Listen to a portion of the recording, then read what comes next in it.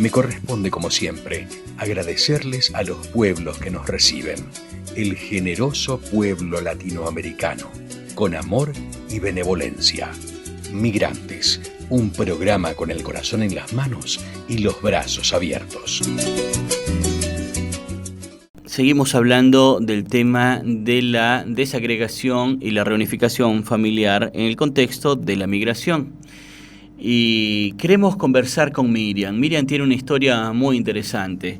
Le acompañamos entonces cuando estaba saliendo de Venezuela y hoy está por teléfono con nosotros y las queremos presentar para que ella, como a primera mano les pueda narrar cómo ha sido la historia y que ustedes se vayan contextualizando en todas las dificultades que atraviesan los migrantes bajo el contexto de la migración forzada.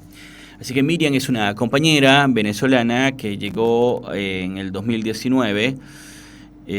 Vamos a dejar entonces que nos cuente ya la historia. Miriam, muy buenas tardes. Desde la radio de la Universidad Nacional de Misiones, la 98.7, don Jorge Corde y León Toro, te saludamos. Buenas tardes. Muchos saludos para usted, un abrazo, muy agradecida por habernos ayudado a llegar a este lugar. Primeramente con Dios y luego con ustedes, con la Fundación Arepa Viva, con la Iglesia Luterana, con usted mismo. No, es lo que hacemos y lo hacemos con mucho gusto, Miriam. Miriam, tú saliste del país a finales del 2019, habías planificado, ¿cómo es tu historia? ¿Habías planificado durante mucho tiempo el viaje, necesitabas reunirte con tu familia, tenías unos familiares que antes habían migrado por un tema de salud y luego tú misma tuviste una historia? ¿Querés contarnos? Sí, aquí en Argentina estaban ya mi hija mayor, que ya tiene 3 años aquí, su esposo llegó hace 4 años, luego llegó mi segunda hija, tiene 2 años, con su papá, llegaron hace 2 años por el tema de la salud. Y nosotras teníamos planificado venirnos, mi hija menor y yo, Dulce, quedamos en Venezuela sola y teníamos planificado venirnos, pero con calma, hacer todo con calma y salir apropiadamente del país, pero fuimos acosadas, fuimos amenazadas por los colectivos armados allá, vernos solas y ver que a pesar de no estábamos tan mal en comparación con otros venezolanos que empezaron a querer cobrarme vacuna para no meterse con mi hija y tuvimos que salir apresuradamente, muy por debajo el perfil. Logré sacar los papeles con mucha ayuda de mis vecinos y de otras amistades de la familia, y estando unos días en casa de unos amigos, en casa de unos compadres, en casa de los hermanos, así, en diferentes sitios para que no nos ubicaran hasta que logramos salir de Puerto Ordaz hacia Pacaraima. Bien. Luego todo el esfuerzo de esperar allá los papeles lo perdimos porque nos robaron, nos atracaron, nos quitaron la documentación. ¿Cómo fue ese episodio? ¿Vos saliste un día desde Maracay o de Ciudad Bolívar? ¿Dónde estabas cuando emprendiste el viaje? En Puerto Ordaz. Estabas en Puerto Ordaz, que es tu ciudad de origen. Sí. Yo soy de origen del estado Aragua y de hecho estuve antes de salir, fui y visité el estado Aragua y me despedí de mis hermanos y mis sobrinos que me quedan allá. Pero no, me regresé a Puerto Ordaz inmediatamente, una vez que te arreglé mis papeles, y salí hacia Santa Elena de Guairén por tierra, en un expreso. Un expreso es un colectivo de larga distancia. Casi 50 personas, pero ya a mitad de camino cerca de Las Claritas, en el estado Bolívar, 4 hombres se levantaron y nos atracaron a todos, nos quitaron todo lo que llevábamos, nuestras ropas. Yo traía herramientas de trabajo para un emprendimiento aquí, y todo eso se quedó allá. La documentación, dinero, todo. Ellos no tuvieron compasión, la gente le decía, pero déjame los documentos, y ellos decían, esto es un atraco, no entienden, es un atraco, deben todo. Y el fin de ellos era dejarnos completamente desarmados, sin dinero, sin documentos, sin nada con que salir adelante fuera de Venezuela. ¿Es posible que eso fuese alguna movida como para que la gente no pudiese seguir adelante, que tuviese que regresarse, a volver a hacer de nuevo el proceso de documentación. ¿Cómo lo vieron ustedes en ese momento? ¿Cómo se sintieron? Yo lo pienso así. Pienso que son las movidas para que la gente se vea completamente inutilizada. Sin embargo, todos llegamos a Pacaraima. En principio llegamos a Santa Elena, sacamos la certificación de datos y con esa certificación de datos logramos llegar a Pacaraima. Yo me detuve con Dulce Azul, con tantas cosas que habíamos pasado, yo todo lo discutía con ella. Mami, ¿qué hacemos? ¿Nos regresamos? ¿Seguimos? Y ella, no, mamá, ya estamos aquí, vamos a seguir. Okay. Ya con la aprobación de ella, que es la que tenía en ese momento a mi lado y que la que se me podía revelar, que se me podía frustrar en esta situación, continué. Miriam, ¿qué edad tenía Dulzazu en ese momento? ¿Cómo? ¿Qué edad tenía Dulzazu cuando ustedes estaban pasando por esos episodios? En el 2019, el año pasado, ¿qué edad tenía ella? 15 añitos.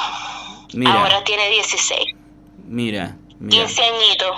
Pero mi muchacha se portó como toda una mujer valiente porque tuvo mucho ánimo, en ningún momento decayó.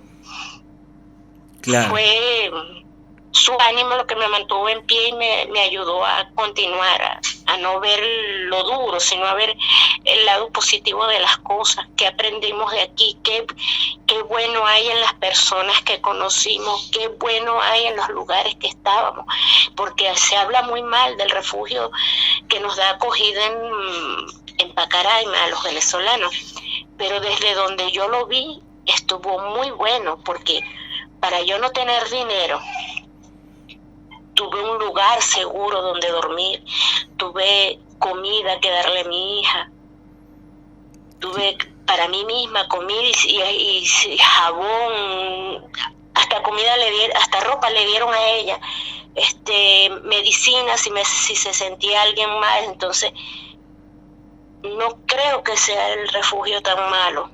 Claro. Depende de la perspectiva con que la persona lo vea. Claro, Miriam, ¿qué pasó? Después que pasaste, que te dieron este certificado de nacionalidad, te presentaste en el paso de control de Brasil, en Pacaraima, y luego pediste refugio, no tenías ningún tipo de documentos. ¿Cómo viviste ese episodio? ¿Cuánto tiempo duraste allí? ¿Cómo fueron las atenciones que te dispensaron las organizaciones? ¿Qué medios utilizaste para poder salir de allí? La atención fue muy buena. Nos dieron el abogado que me dio un DPU para un permiso, viene siendo el permiso de viaje en Venezuela para la niña, y me dijo que con el permiso de tránsito por Brasil yo podía continuar, y me fui. Yo duré allí 2 días, una noche la dormí en un hotel, unos hermanos de la iglesia Maranata en Pacaraima. Nos dieron alojamiento y desayuno, cena, almuerzo, todo en el hotel Pacaraima. Son los dueños del hotel Pacaraima, ellas nos dieron refugio allí una noche. Y una vez que yo tengo mi permiso de tránsito, me voy. Allí fue cuando me encontré con la dificultad que por no tener un documento con foto, perdimos el vuelo. Uh-huh. Entonces, con toda la decepción del mundo, esperamos allí que amaneciera en el aeropuerto de Boavista. Uh-huh. Y nos regresamos a Pacaraima en la mañana. Llegamos inmediatamente, hablé con el abogado, hablé con la ACNUR, vamos a solicitar refugio. Me dijeron, es lo que tienes que hacer, solicita refugio. Uh-huh. Y ese día, miento, primero yo traté en Boavista solucionar, pero no pude porque la documentación que para solicitarla en Boavista tenía que ser por cita y yo no tenía los medios para quedarme allí. Entonces cuando me regreso a Pacaraima ya era tarde y llegué ya de noche, el refugio lo estaban cerrando, gracias a Dios estaba un señor de la ACNUR allí y con el que ya yo había hablado, y le habló con los guardias y le dije, déjenla pasar, ella estuvo aquí, y le quitaron toda su documentación. Entonces los federales nos dejaron pasar, pasamos la noche ahí en el refugio. Y Al día siguiente nos levantamos temprano, solicitamos el refugio orientados por los chicos del ACNUR y hacer llamadas y todo lo demás. Entonces fue cuando yo lo llamé a usted. Mire, estamos aquí en Pacaraima, no nos pudimos ir, pasó esto, estamos... estoy confundida. Yo los llamé desde Aguavista y les dije lo que había pasado en Pacaraima. Les dije, me dijo usted, llame a Thaís en Thaís La Rosa, Sao Paulo. Sí. Y porque ella te tiene pasajes para que regreses. El CHEDIC, sí, es una agencia aliada. Ajá, entonces inmediatamente los chicos de la Cruz Roja, viendo que yo estaba emocionada, pues, le dan a uno una llamada y máximo 5 minutos, pero yo duré ahí como media hora sentada y ellos se dispuso una chica de allí de la Cruz Roja a solo atenderme a mí para que yo hiciera todas las llamadas necesarias. Lo llamé primero usted me dijo que llamara a Thaís, yo llamé a Thaís me dijo llama a el hermano Geraldo, lo llamé y así hice. Aparte llamé la familia para acá, para Buenos Aires, y cuando yo les dije a la chica de la Cruz Roja lo que había sucedido, ella se lo dijo a los demás, todos se alegraron, todos se emocionaron, el señor del ACNUR también estaba por ahí, se emocionó muchísimo, y me despidieron, váyase. Pasé por el hotel, le pedí a la gente del hotel Pacaraima que me habían dado alojamiento, que me permitieran bañarme allí. Nos bañamos, nos dieron otra vez de comer y nos dieron dinero para que llegáramos de nuevo a Boavista. Uh-huh. Y allí, bueno, esperar al hermano Geraldo, nos recogió y nos llevó a un refugio donde nos atendieron de maravilla. Sí. Luego él, por orientación de la hermana Thaís, ellos nos subieron a un expreso que nos llevaba hasta Manaos. Uh-huh. Y de allí pasamos casi una semana en el aeropuerto porque se presentaron muchas complicaciones allí. Gente que se enfermó, niños enfermos, adultos mayores enfermos. Y los vuelos, para abordar el avión, teníamos que esperar que quedaran asientos vacíos, y de acuerdo a la cantidad de asientos vacíos era que se decidía qué familia se iba, si una de una sola persona o una familia de 2, de 3 o de 4 personas, de acuerdo a la cantidad de pasajeros. Y por las fechas, parecía que era un día festivo allá en Brasil, algo así, que estaba como un puente largo ese fin de semana, y fue fuerte conseguir viajar, y nos acumulamos 2 grupos de migrantes en el aeropuerto. Dormíamos en la parte de abajo del aeropuerto, la parte baja del aeropuerto de Manaus, cerca del estacionamiento, todos juntos, bajo recursos humanos del aeropuerto de Brasil. Nos atendió, facilitaron comida a los niños, galletas, pan, bebidas, golosinas. La iglesia igual nos llevaba el almuerzo y la cena, y nosotros debíamos procurarnos el desayuno, pero con lo que nos dejó la gente de recursos humanos, nosotras tranquilamente desayunábamos y hacíamos merienda y estábamos bien. Nosotras nunca nos sentimos solas porque estábamos ahí ayudándonos unos a otros, acompañándonos unos a otros. Ella veía eso, ella decía que ese viaje para nosotros había sido una aventura. Conocimos lugares muy bonitos que quizás de haber hecho el viaje apresuradamente como estábamos previstos, no habríamos visto. una plaza hermosísima en Brasil, un acuario, y aprendimos muchas cosas de allá en esos 15 días. Tardamos 15 días desde que salimos de Venezuela hasta que llegamos a Puerto Iguazú. Salimos el 5. El 5 de octubre. Sí. Sí. Sí. Y llegamos el 18. ¿Qué sentiste? 13 días. Sí, ¿qué sentiste cuando... Llegamos a Buenos Aires el 20, perdón.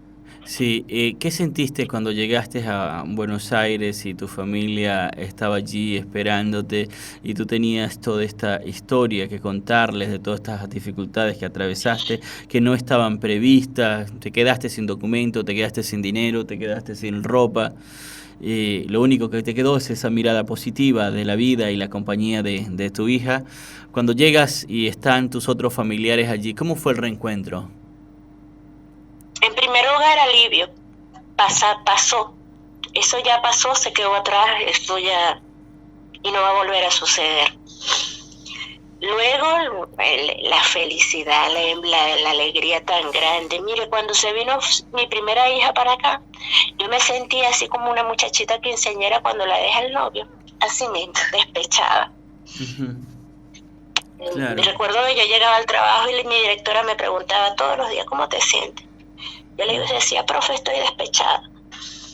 Y ella, te entiendo, me decía.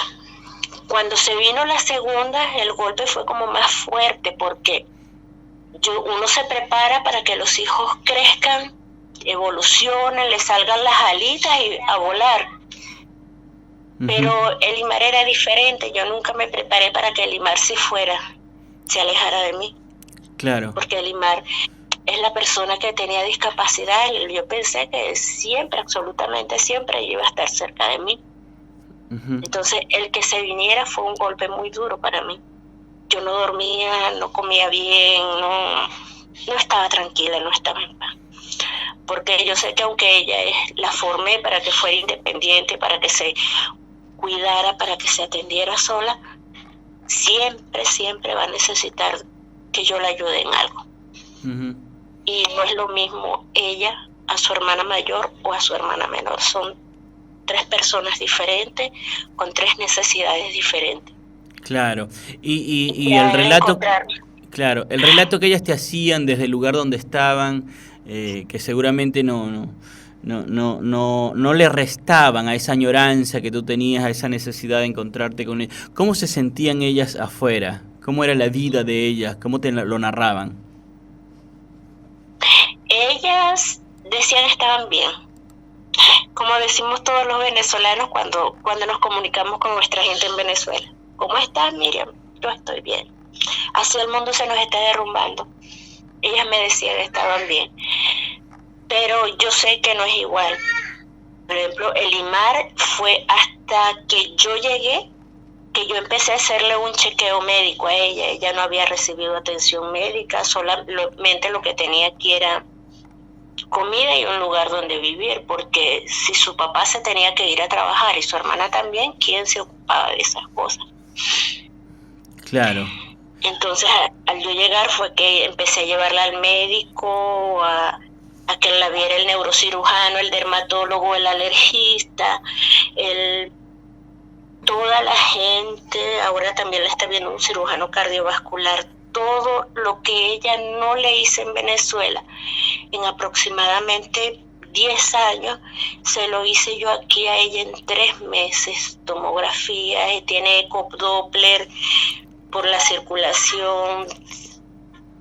Le descubrimos por qué la alergia, no se le pudo hacer el tratamiento porque estalló la pandemia y lo tuvimos que parar allí, pues nos quedamos desempleados. Yo te quiero hacer 2 preguntas, Miriam. La primera pregunta es, ¿qué es el padecimiento que tiene tu hija? Y la otra cosa, ¿por qué no lograste en 10 años hacerle una asistencia médica en Venezuela? Ella nació con una espina bífida. 2 de cada 10 niños en Venezuela, para la época en que ella nació, nacen con espina bífida. Ella tenía en la región lumbosacro de la columna. es una deformación congénita, no necesariamente hereditaria. Se cerró quirúrgicamente, luego le dio hidrocefalia, también le colocaron la hidrocefalia, tuvo una crisis como a los 6 años, le colocaron otra válvula. Ella tiene 2 válvulas en la cabeza para drenar el líquido que produce en la cabeza. Lo produce perfectamente, más no tiene cómo desecharlo. Fue necesario colocarle 2 válvulas, una de cada ventrículo, puesto que en la comunicación entre ambos ventrículos también está cerrada. Y en principio sí, ella tuvo todo el tratamiento de necesario, las operaciones, fisioterapia, todo lo que necesitaba. Cuando inició este proceso que estamos viviendo en Venezuela con Chávez, todavía en los inicios de Chávez, ella necesitaba una operación de cadera y para mí se me hacía difícil. El sueldo, el único que trabajaba era su papá, y el sueldo de él no alcanzaba para todas las cosas de él, pero yo iba a la gobernación, a la alcaldía, incluso a la Guardia Nacional, fui una vez, y yo buscaba la manera de darle a mi hija lo que necesitaba. Su papá se preocupaba mucho, pero él no alcanzaba a darle todo. Pero una vez que llegó Chávez al poder, yo no pude más, yo no conseguí más, aun cuando muchos dicen, no, yo fui, no. En mi caso no fue así. Incluso yo traté de llamar a los presidentes, porque me decían, no, llama, y yo no paré. Pero no me respondía, pero yo llamé y no me responden, hasta que un señor, el señor Ángel Marcano, no sé si usted escuchó hablar de él, porque él ha estado en la presidencia, en la gerencia general de las empresas básicas de Guayana, y fue diputado en la Asamblea Nacional. Sí. Él era el esposo de una amiga mía y me dijo, Miriam, no te van a atender. Tiene que darte el pase alguien de confianza para asegurarse que tú no vas a hablar mal, que tú no vas a decirle nada negativo, o sea, que todo va a ser todo bien bonito, bien pintadito, color rosa, como ellos lo querían. Entonces, pero para que eso suceda, para que alguien te dé el pase, tú tienes que formar un círculo bolivariano y tienes que unirte al PSV. Miriam, y hoy día, ¿cómo te sientes? ¿Cómo es tu situación? Te hago esta última pregunta para que vayamos cerrando. ¿Cómo es tu situación? ¿Estás con tus hijas? ¿Están todas bien? ¿Ya hicieron su proceso de erradicación? ¿Los documentos que te fueron sustraídos cuando salías de Venezuela te han impedido ejercer acá tus derechos ciudadanos? ¿Cómo ha sido? Es difícil la parte del trabajo, porque a veces no califico por la edad, otras veces por que quieren que tenga DNI y no lo tengo, otras veces por diferentes razones, siempre alguna cosa sucede. Actualmente estoy cuidando a una niña en la casa, otra niña venezolana que su mamá está sola con su hija aquí. Y nos hemos ayudado, entonces ya yo tengo parte de los papeles adelantados en Venezuela, pero ¿qué pasa? No puedo ir a sacar mi cédula, tiene que ser presente. Claro. Y tampoco, escribí a la embajada por vía electrónica y me respondieron que solicitaron pasaporte, pero lo solicito y me dicen que no, porque no tengo movimiento migratorio en Venezuela. O sea, aparentemente yo no he salido de Venezuela. Claro. O sea que, te entiendo, sí, claro. Claro, si no tenías documentos, no pasaste por el puesto de control, es como si no estuvieses en Venezuela. Bueno, Miriam, te agradecemos muchísimo el testimonio que nos contaste, el tiempo que has tenido, que nos has dispensado y con el que nos acompañas. Nosotros estamos contentos de que estés bien y que tu chica esté médicamente atendida, de que tengas otra calidad, otra situación diferente a la que pasaste entonces, y te mando un abrazo para ti y para todos los tuyos y con los mejores deseos de que sigan muy bien. Amén. Muchos abrazos para usted. Hasta luego. Era Miriam, una migrante venezolana que atravesó múltiples dificultades y sobre todo, después de tenerlo todo planeado, orientada por por los técnicos de Arepa Viva, todos los documentos en orden, todo bien organizado para que ella llegara dentro de lo que nosotros llamamos migración responsable, Jorge.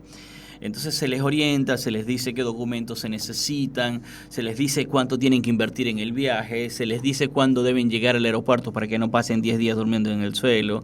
Se les da todas las orientaciones posibles. ¿Qué pasó con Miriam? Que justo antes de la frontera de Venezuela con Brasil fueron atracadas, como ya les narran, y les quitaron todos los documentos. Todos los documentos. ¿Cómo lo cuenta, no? Bueno, ella tiene una mirada positiva, creo. Pero que... qué bueno que está, que se lo tome así. Estuvo 15 días viajando de Venezuela a Argentina, la robaron un grupo armado, no un muchacho, no un grupo armado. Sí. Le robaron todo, no le dejaron sin nada. Y después estuvo varios días en el aeropuerto y todo el mensaje es un mensaje positivo. Bueno, yo recuerdo, porque viste que ella tenía la técnico responsable de atenderla, ella es la licenciada Angelina Hernández, que está justamente la responsable de Arepa Viva Puerto Iguazú y Foz de Iguazú ahora también. Entonces ella era la técnico responsable, pero la señora Miriam solía llamarme directamente, consiguió mi número, solía llamarme directamente, entonces me quedaba conversando con ella y yo le hice el vínculo con el CEDIC, con Thais La Rosa. Y en ese momento tenía una situación emocional un tanto desbordada, así que no era fácil para ella también. Pero lo que más me alegra es escucharle ahora haciendo aquella narración y diciendo, bueno, mira, no fue tan malo, ha sido positivo. Su historia ha sido para crecer. Lo ha visto como un crecimiento. Me gusta mucho porque siempre tenemos la posibilidad de elegir, Jorge. Las cosas son malas o son buenas. Y en ese sentido aprendemos. Creo que Miriam es una buena lección. Sin duda. Bueno, vámonos a una pausa. Volvemos enseguida y seguimos hablando de migración. Migrantes, un programa con el corazón en las manos y los brazos abiertos.